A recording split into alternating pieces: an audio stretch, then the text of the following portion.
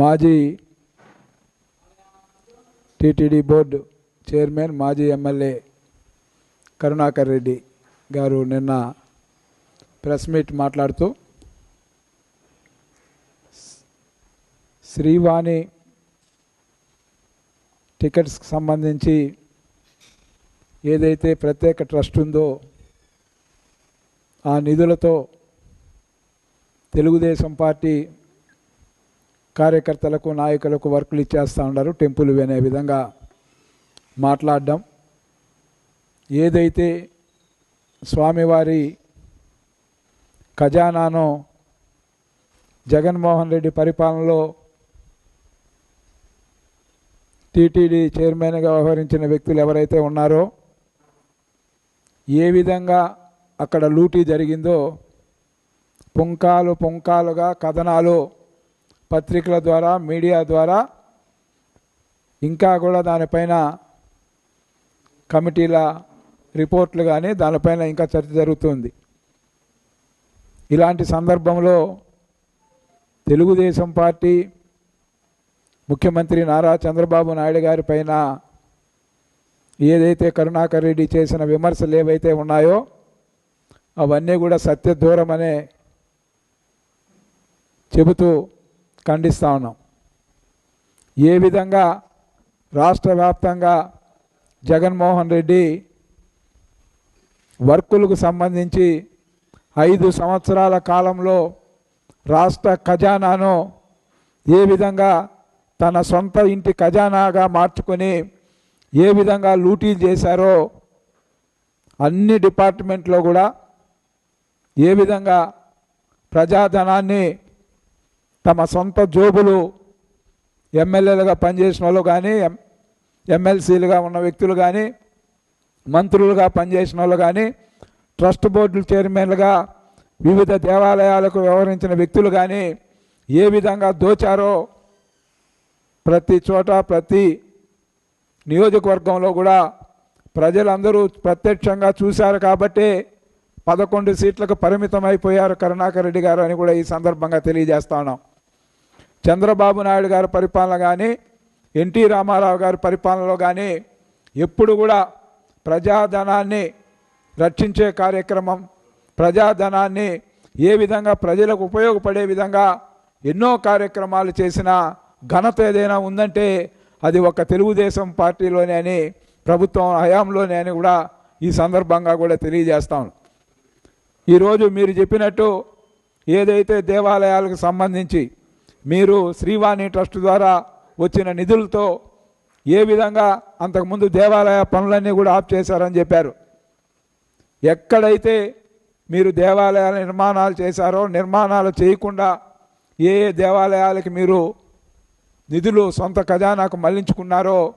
అన్నీ కూడా బహిర్గతమవుతాయి. కానీ ఈరోజు తెలుగుదేశం పార్టీ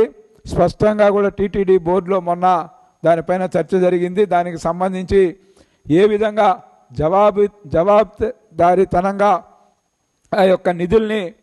ఏ విధంగా ఏ డిపార్ట్మెంట్ ద్వారా ఖర్చులు చేయాలనే దీనిపైన కూడా చర్చ జరిగి దాని యొక్క గైడ్ లైన్స్ కూడా మార్చి ఏ విధంగా చేయాలని కూడా దానిపైన ఈరోజు టీటీడీ సంబంధించిన నిధుల్ని ఎక్కడ కూడా ఒక పైసా కూడా దుర్వినియోగం కాకుండా ఈరోజు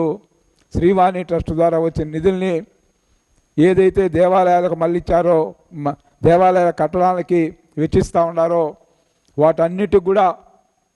జవాబుదారీతనంగా వ్యవహరిస్తుంది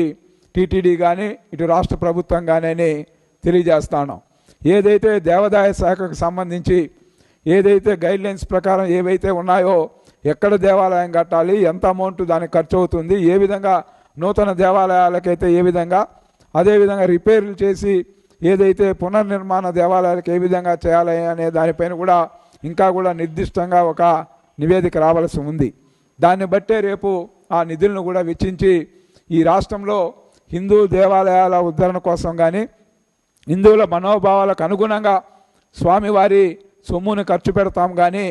మీ ప్రభుత్వం లాగా మీలాగా దోచే కార్యక్రమం, దాచుకునే కార్యక్రమం ఎప్పుడు కూడా తెలుగుదేశం పార్టీ చేయదనే విషయాన్ని ఈరోజు భక్తులందరికీ కూడా శ్రీవారి భక్తులందరికీ కూడా జవాబుదానంగా వ్యవహరించే వ్యవస్థ ఒక ఎన్టీ రామారావు పరిపాలనలో, చంద్రబాబు నాయుడు గారి పరిపాలనలోనే జరిగిందన్న వాస్తవం భక్తులందరికీ కూడా తెలుసు. ఒక పక్క కల్తీ నెయ్యి, ఇంకొక పక్క చూస్తే శ్రీవారి సొమ్ముతో ఏ విధంగా కోట్లాది రూపాయలు సివిల్ వర్కుల పేరుతో ఏ విధంగా దోచారో అన్నీ కూడా బయట వస్తాయి. కాబట్టి ఇప్పుడు ఏదో పదే పదే దొంగ అని పరిగెత్తిన చందనంగా ఈరోజు శ్రీవారి డబ్బును కానీ శ్రీవారి ప్రతిష్టను కానీ కాపాడే చరిత్ర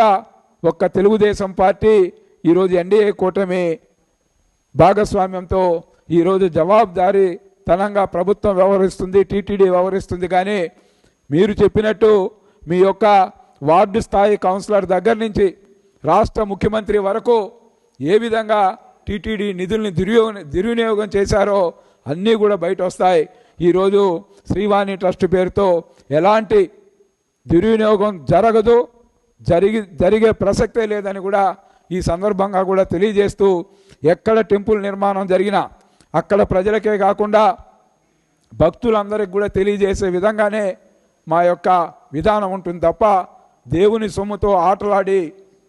ఏ విధంగా దేవుని సొమ్ముతో ఆటలాడారు కాబట్టి దేవుని యొక్క ప్రతిష్టను మీరు ఏ విధంగా దిగజార్చారో కథనాలు పుంకాలుగా ఉన్నాయి కాబట్టి మిమ్మల్ని 11 సీట్లకు పరిమితం చేసినా ఇంకా కూడా పదే అటు వాళ్ళ జగన్మోహన్ రెడ్డి కానీ టీటీడీ చైర్మన్గా వ్యవహరించిన వ్యక్తులు కానీ పదే ఈ విధంగా అబద్ధాలని వల్లించి పదే ఈ విధంగా ప్రజల్ని భక్తుల్ని నమ్మించే ప్రయత్నం చేస్తూ ఉండడాన్ని తీవ్రంగా కూడా ఖండిస్తూ, ఎప్పుడు కూడా తిరుపతి యొక్క అభివృద్ధి కార్యక్రమాలు, తిరుపతిలో చేసిన సంక్షేమ కార్యక్రమాలు, రాష్ట్రంలో ఈరోజు జరుగుతున్న అనేక సంక్షేమ అభివృద్ధి కార్యక్రమాలు ఏదైతే ఇతర దేశాల నుంచి కానీ ఇతర దీని నుంచి కూడా భారీ ఎత్తున పెట్టుబడులు పెట్టి ఏ విధంగా దేశ చరిత్రలోనే ఎప్పుడూ లేని విధంగా కూడా రాష్ట్రం ఏ విధంగా ముందుకెళ్తూ ఉంది, ఏ విధంగా అనేక కంపెనీలు వచ్చి ఇక్కడ పెడుతూ ఉన్నాయో ప్రతిరోజు కూడా ప్రజలందరూ కూడా గమనిస్తూ ఉన్నారు. కాబట్టి అభివృద్ధి నిరోధకులుగా వైసీపీ శ్రేణులు నిలిచిపోతారు. కానీ తెలుగుదేశం పార్టీ అంటే ఏ రోజు కూడా ఎన్డీఏ కూటమి కానీ ఎన్టీ రామారావు, చంద్రబాబు నాయుడు గారి పరిపాలన ఈరోజు కేంద్ర ప్రభుత్వం నుంచి నిధులు తెప్పించి అనేక దీనికి కూడా పర్మిషన్లు తెప్పించి ఏ విధంగా పోలవరం ప్రాజెక్టు కావచ్చు, విశాఖకు సంబంధించి కావచ్చు, ఉక్కు ఫ్యాక్టరీ కావచ్చు, ఈ విధంగా చెప్పుకుంటూ పోతే అనేక విధాలుగా కూడా ఈ రాష్ట్రాన్ని ముందుకు తీసుకెళ్తున్న చరిత్ర ఈరోజు ఎన్డీఏ కూటమి చంద్రబాబు నాయుడు గారు, అదేవిధంగా పవన్ కళ్యాణ్ గారు, అదేవిధంగా నరేంద్ర మోడీ సహాయ సహకారాలతో ఈ రాష్ట్ర ప్రభుత్వం ముందుకెళ్తూ ఉంటే అభివృద్ధిని చూసి ఓర్వలేక ప్రతి నిత్యం కూడా స్వామివారిని చూపిస్తూ అబద్ధాలను వల్లించడం జగన్మోహన్ రెడ్డికి కానీ ఇక్కడ టీటీడీ చైర్మన్లుగా చేసిన వ్యక్తులకు కానీ తగదని కూడా ఈ సందర్భంగా కూడా తెలియజేస్తూ, ఎక్కడ ఏమి జరిగిందో నిర్దిష్టంగా చూపించండి, దానిపైన విచారణకు ఆదేశిస్తాం, దోషులు ఎవరైనా కూడా శిక్షించేదానికి ఎప్పుడు కూడా వెనుకాడది గవర్నమెంట్ అని కూడా ఈ సందర్భంగా కూడా తెలియజేస్తూ, పదే శ్రీవారితో